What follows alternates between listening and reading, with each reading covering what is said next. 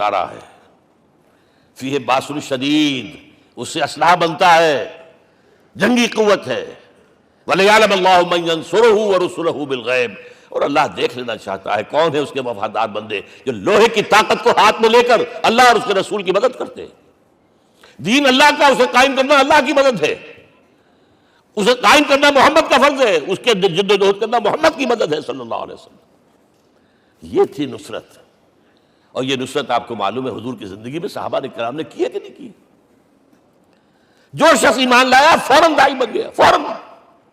ابو بکر ایمان لائے، اور 6 جو ہیں عشرہ مبشرہ میں سے چوٹی کے صحابہ، وہ ان کی دعوت پر ایمان لائے۔ سعد بن ابی وقاص، طلحہ، زبیر، عثمان، سعید بن زید، یہ سب کون ہیں؟ حضرت ابو بکر کی دعوت پر۔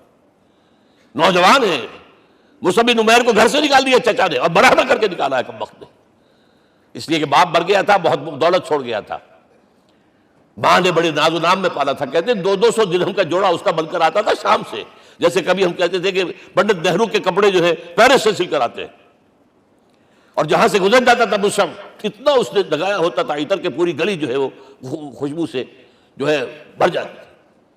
چچا نے بلایا، تم جو یہ گلچھرے کر رہے ہو اپنے باپ کی دولت پر نہ، اور تم اسے کہتے ہو کافر، نکل جاؤ گھر سے۔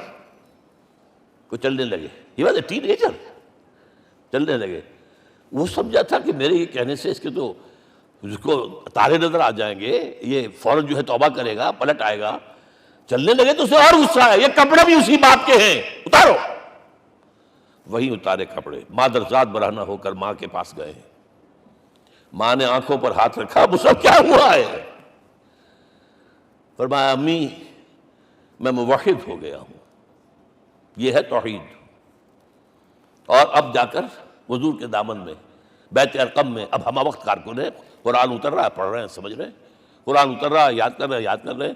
اور اس کے بعد جب کہا تھا مدینے والوں نے بیعت عقبہ اولیٰ پر کہ حضور ہمارے سے آپ کی ملاقات تو سال کے بعد ہی ہوگی، درمیان میں تو آپ کو معلوم ہے خوریزی ہے، کوئی قافلہ بچ کے نہیں آ سکتا، تو اب آپ ہمیں کوئی اپنا شاگرد دیجئے۔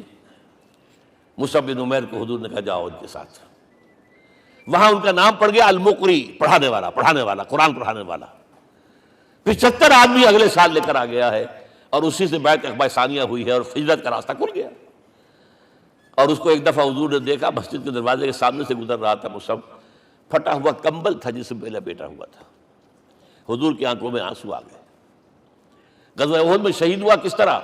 علم بردار تھا، ایک ہاتھ پر وار پڑا ہے، کٹ کے گر گیا، ایک ہاتھ سے تھاما، دوسرے پر بھی گر گیا، دونوں جو بچے ہوئے حصے تھے اس سے تھاما۔ پھر جب ختم ہو گئے، اس کے بعد جو ہے جب دفن کر رہے تھے تو حضور کے سامنے پرابلم لایا گیا۔ مصعب کے جسم پر تو کوئی کپڑا ہی نہیں تھا سوائے ایک چادر کی، ایک دھوتی، اللہ اللہ خیر صلی۔ اور شہید کا کفن ہوتا ہے اس کا اپنا لباس۔ حضور وہ اتنا چھوٹی ہے وہ چادر کہ پاؤں ڈھانپتے ہیں تو سر کھل جاتا ہے، سر ڈھانپتے ہیں تو پاؤں کھل جاتے ہیں۔ فرمایا سر کو ڈھانپ دو کپڑے سے اور پیروں پر گھاس ڈال دو۔ That was the last dress which Mus'ab got۔ تو یہ لوگ جو تھے محمد رسول اللہ والذین معہ، یہ ساتھی حضور کے جنہوں نے حضور کے مشن میں آپ کا ساتھ دیا۔ اور ایک خاص مرحلے کا تو میں آپ کے سامنے ذکر ہی کر دوں، اس لیے کہ دین کی اقامت، دین کا غلبہ، اس میں تو جہاد اور قتال آئے گا لا محالہ۔ Nobody is going to allow you to change the system۔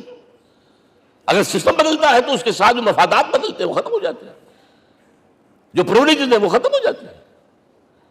لہذا جب غزوہ بدر کا مرحلہ آیا ہے، حضور نے مجلس شورا منعقد کی، اور آپ نے جو وہی سے آپ کو بتا دیا گیا تھا، دیکھو ایک قافلہ آ رہا ہے شمال سے، مال غنیمت سے لدا پھدا ہے، اور 50 صرف اس کے ساتھ محافظ ہیں۔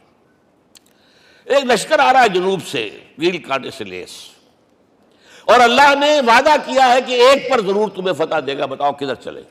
یہ اصل میں کسی بھی سپہ سالار کے لیے وقت ہوتا ہے کہ اپنے ساتھیوں کے مورال کا اندازہ کرے۔ کچھ ہوں گے ہم جیسے کمزور بھی، انہوں نے کہا کہ حضور پہلے قافلے کی طرف چلے، آسانی سے فتح بھی ہو جائے گی اور ہتھیار مل جائیں گے ہمیں، ہمارے پاس تو ہتھیار بھی نہیں ہے، گنتی کے لوگوں